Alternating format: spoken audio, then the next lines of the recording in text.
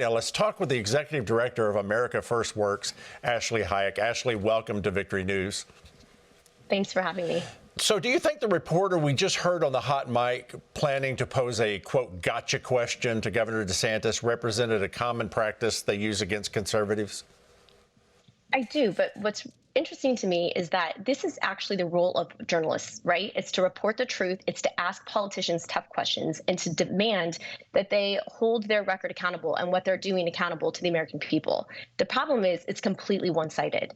Every politician should be put on record, whether it's a Joe Biden or, a Polis in Colorado or Ron DeSantis or Donald Trump. Unfortunately, the media tends to only highlight or try to catch conservatives. DeSantis did a great job. He was able to refute and lay out his point of view perfectly, which is what any politician should be able to do. It's just funny to me how these questions and these tough questions are always geared and aimed at one political party. Yeah, it is interesting. Okay, well, the government is tracking people who are unvaxxed or partially vaxxed. How dangerous is this?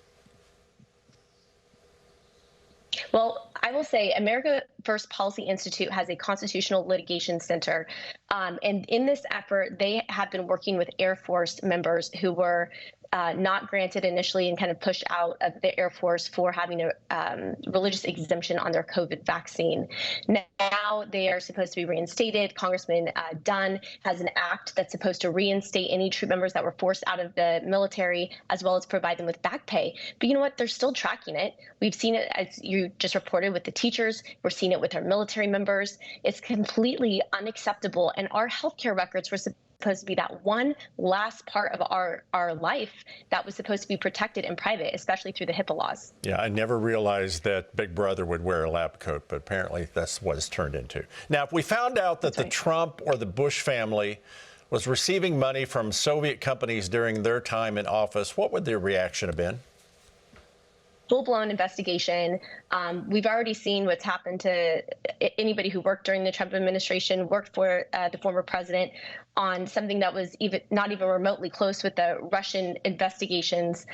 But that is not what's happening anymore. And this administration, the Congress now, I think with the new Republican Congress, with the oversight committees will be somewhat different. But for far too long, mainstream media and the left has turned a blind eye to the corruption that's literally right in front of our face and that we've known about for decades.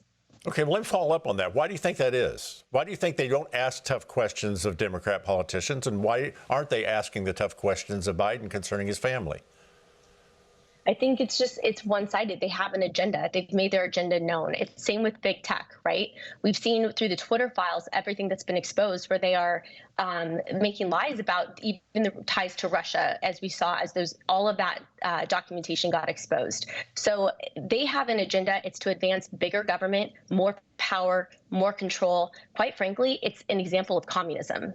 Protecting the government over the American people. All right, Ashley, pretend you're the Department of Transportation head. You're Pete Buttigieg. You have to choose between three issues to address today. Too many white construction workers improving infrastructure, airlines lacking non-binary flight attendant uniforms, or a train wreck and major chemical spill endangering countless people in Ohio and Pennsylvania. Which one are you going to focus on? What we're seeing right now is absolutely horrific. And as I just mentioned about the comment with communism, this is another example of government protecting themselves and not protecting the American people. That town that was affected only has about 4,700 people. If this happened in Detroit or Chicago or Atlanta, there would be a completely different reaction. But because this is a small town in Little Ohio, no one is being held accountable, and it's absolutely unacceptable. And Pete Buttigieg needs to be held accountable for this. You're exactly right. It is unacceptable. You mentioned Chicago. The homeless population in Chicago is well known, but they've been migrating to O'Hare Airport, over 600 last year and more this year. Airport employees are complaining about the drug use and filth and harassment. Why do you think Mayor Lori Lightfoot has not responded to this problem? The mayor won't respond to this because she's not going to admit that there's a problem. She refuses to admit that there's a problem with gangs, with shootings, and with homeless. So as far as she's concerned, this is business as usual for the city of Chicago. Ashley, tell us where we can get information concerning your organization and what you're doing. Sure. We are at americafirstworks.com and on social media platforms as well, and would love to have anyone's involvement in bringing truth to light. Ashley Hayek, thank you so much. Thanks for being with us today. Thank you for having me.